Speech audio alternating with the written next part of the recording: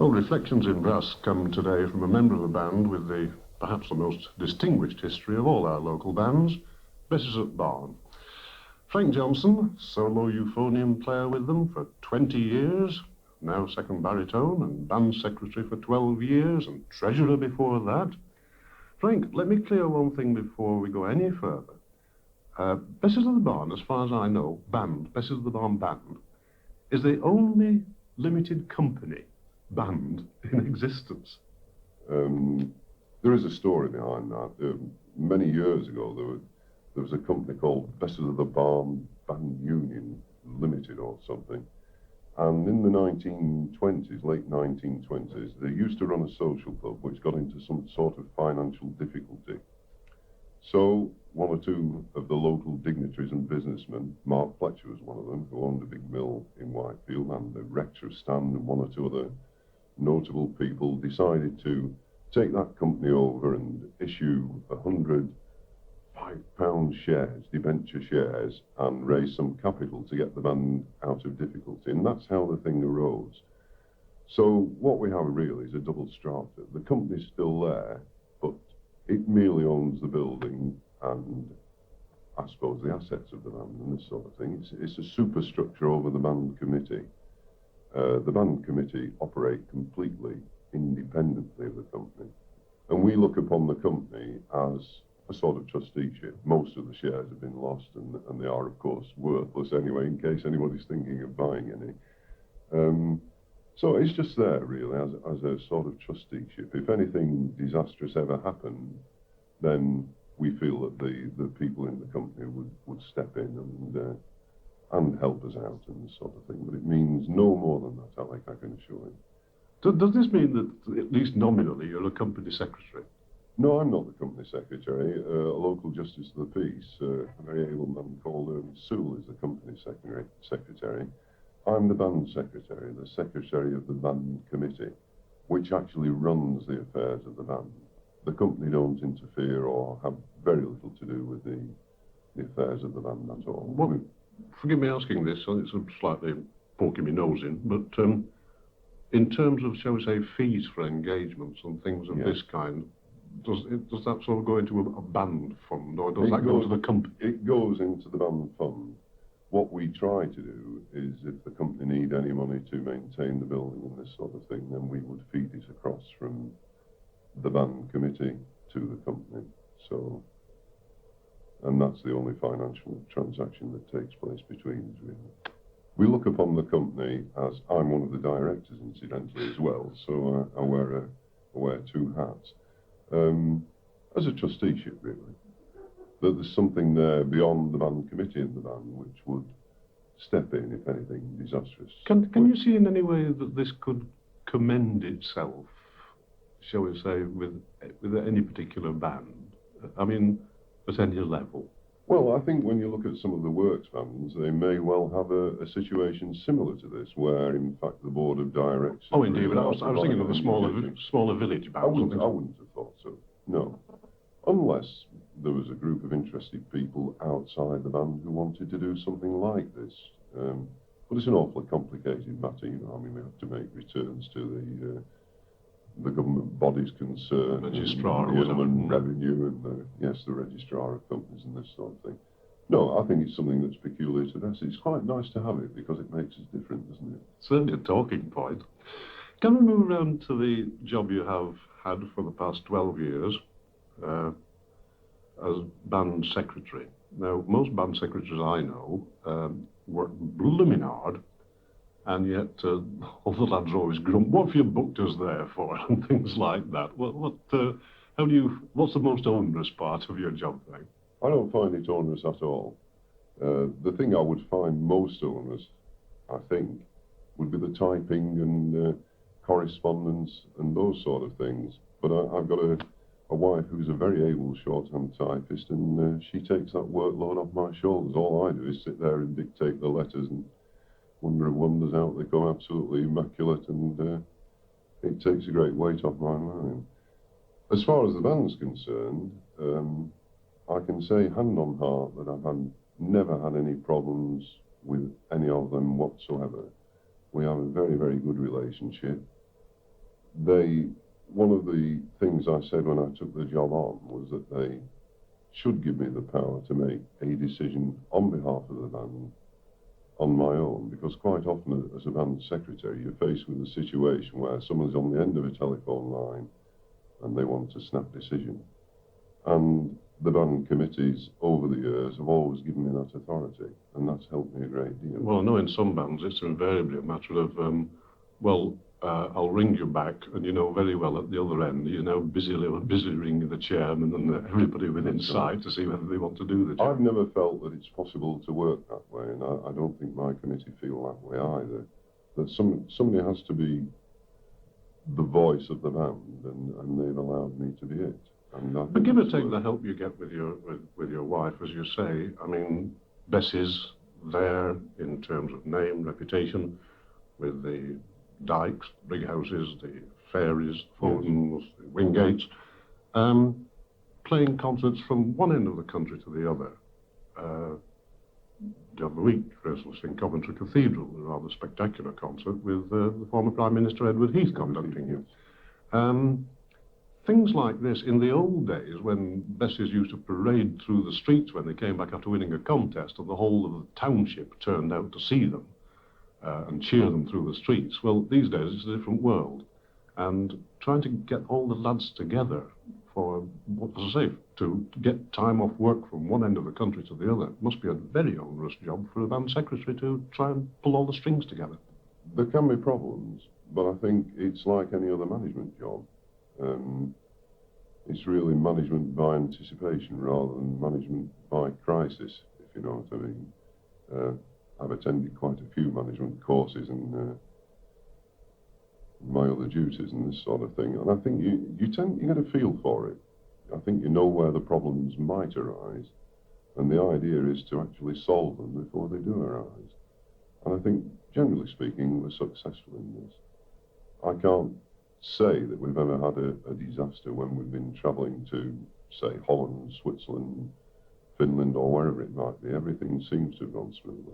I'm not claiming that that's all my brilliant organisation or anything like that. Generally speaking, the people in the band also realise what's involved in the organisation of something like this. Do you offload things like travel arrangements and hotels onto a travel agent, or do you see to them? No, I see to them. Normally. So you're not kidding me, that's not an onerous job when you're ringing somewhere and they can't speak English on the other side of the telephone. No, well, this isn't an onerous. I don't find it an onerous job. I find it quite interesting. The band's off to Finland next year for another 9-day tour.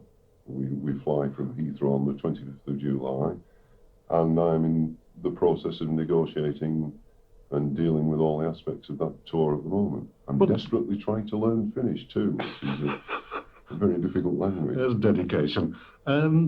I know quite a number of people listen to this programme, Frank, who, shall we say, had passing interest in brass bands, like hear them in the park and things like that. Yes. But I'm sure thinking, if they had to get 20-odd blokes together, some of them who are fitters, some of them who are maybe company secretaries, some of them who, accountants, goodness knows what, yes, joiners, whatever, to go to Finland for 9 days just like that is not an easy job. No, it's not an easy job, but it's an enjoyable one. And I think if you've got the commitment from the members of the band, which we have at Besses, absolute commitment. I mean, the people that play in the band are superb, I find, generally speaking. They're responsible. We have no disciplinary problems or anything like that. And it's a team effort, really. I can't say any more than that. That's the only way I can explain it. And I think once somebody has been in Besses' band, they're a Besses' man forever. I want to ask you about that later. Just at the moment, I don't know whether we can have a little brass band scoop on Reflections in Brass, but Roy Newsom, very distinguished musical director, has left you for Fairies. Alec Evans, of course, continuing as associate conductor. But have you made an appointment for a replacement for Roy yet?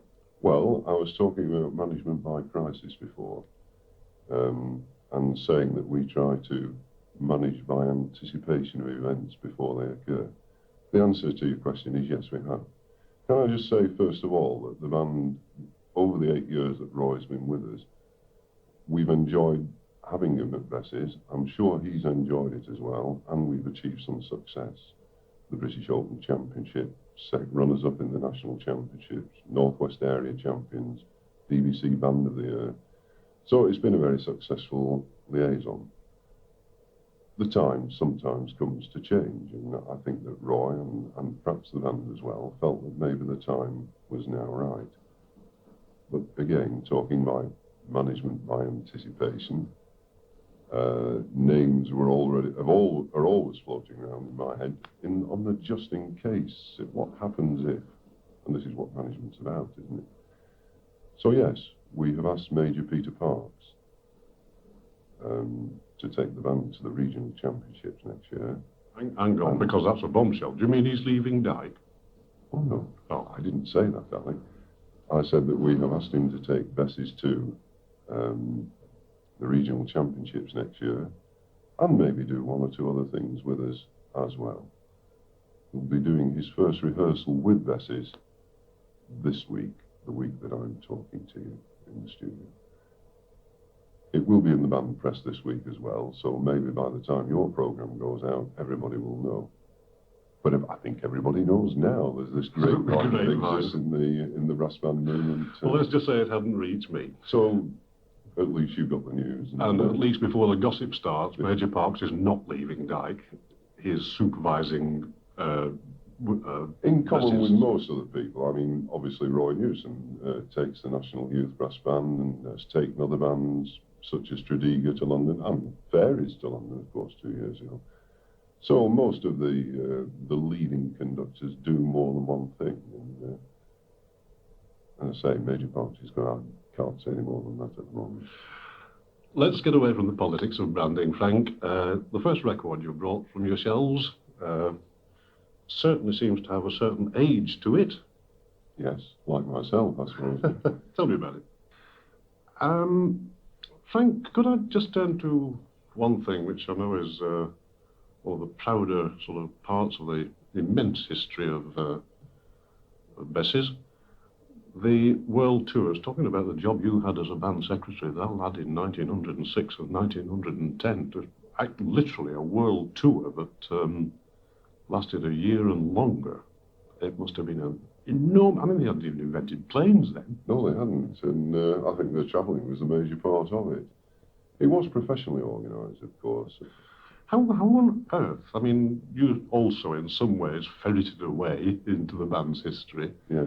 How in those days, 1906, a workman didn't go up to his boss and say, can I have a year off? I think they just chucked their jobs in, Alec, quite honestly, and just went, left their wives, families and everything else behind, and off they went. Some of them actually stayed there.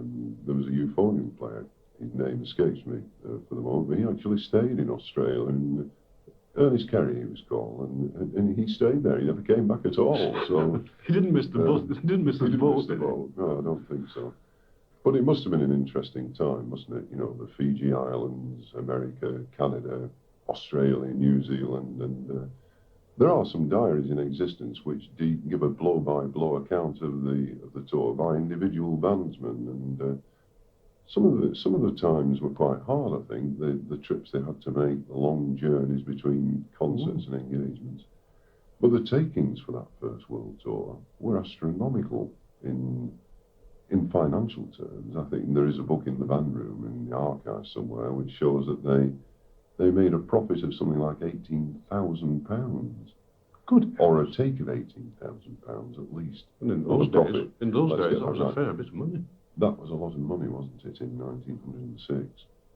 But one imagines that a lot of that went on the expenses of the tour and paying the bandsmen. Because in effect, those people that went became professional bandsmen for that particular time. Yeah. There was a near disaster on the second tour, which they did 1909 to 1911, I think it was, when the bailiffs were actually waiting on the quay when they docked, ready to impound the instruments. But they managed to get a series of concert engagements when they landed, which just about got them out of deep trouble. So it's a very colourful history, and a wonderful one too, and well documented, which is the nice thing about it. I've never been in the Dyke band room. I have once been in Besses band room, and I must confess, how shall I say, the feel of history that sort of came into me, you know, it was a quite overpowering. There is a aura. room. We had a big photograph of Alexander Owen on the wall, and it was one of those that the photographer had taken where the eyes were looking directly at the camera. And we took it down off the wall because people were saying, we're sure that Alec Owen walks around here at midnight, you know, in the dark hours of the night. That guy is wandering around here and nobody will go in, you know, and it's dark. But yes, there is a feeling of history. And I think the players in the band realise when they walk through the door that there have been some great names in that place. It's 100 years now since the band started rehearsing in there. And wherever you sit, in whatever position you happen to be sitting on, it's like the old Dyke saying as well. There's always been somebody better than sat there before you, lad, you know, so... I've talked to Dyke lads and to Brighouse lads about this, and one way or another, they haven't quite been able to express it. I don't say that rudely, because it's a thing that really perhaps is inexpressible, if that's the right word. Where, when they're with Dyke or Brighouse, there is only the band, and somewhere outside there are other bands. Yes. To go into a contest, there is only the band who are up there in the frame, sort of, you know, why bother even playing? Yes. You know, that sort of, I'm not saying arrogance, it's a sort of immense pride. Yeah. Does this still exist at Besses? I think it always will exist at Besses, and I think anybody who's ever been a member of the Besses of the Band, and I'm sure this will apply to Roy, even though he's going to Fairies, will always be a Besses man. Well, he'll be schizophrenic for being at Dyke as well for 11 years. I'm sure he will, but there's something that gets inside you. It is inexplicable, but it's there. And I've always been a Besses man and never anything else, as you know. I'm quite well known for it. But yes, I think once you've been there and you've felt that, there is a sense of history and of the early beginnings of the movement and its continuance, which is the important thing. Frank, could I just ask you something? You've shall we say, a fair experience of banding, and it's something that John Gollan said when he was on the programme several weeks ago, where he, not surprisingly, as a professional composer, was saying he thought there was far too many transcriptions, arrangements and things like that of, all right, pops. I don't know if anybody's done Vienna, for instance, for a brass band, but, and not enough attention was paid for brass band music. He quoted one example where he was adjudicating somewhere and about 4 original brass band pieces played. It was an entertainment contest. And then one after the other, out came the music, the John Miles music, the Bohemian Rhapsodies, you know, all this stuff. And he said, it's not good for the movement. What's your feeling about I agree with him. I think one of the problems is the difficulty in writing acceptable light music for brass bands. There was a discussion in the brass band press a few weeks ago about this very problem. There are certain people who have this talent. Certainly Goff Richards is one of them. It's in popularising that sort of music when people write it. Now, obviously, when we play a concert, the first thing we have to do is to try to entertain. That doesn't necessarily mean that the music's all got to be light and transcriptions, but the difficulty is in finding the pieces that the audiences are going to accept. Now, obviously, you've got this conundrum that they won't accept until they've heard them once or twice, so somebody's got to take the risk somewhere of writing these sort of things and playing them. But there is a difficulty, and I think that's where it lies, that not enough people seem to be able to write original light music. Right, well, let's turn it the other way around, and playing devil's advocate. And I would suspect from talking to John, not enough bands ask composers to write it for them.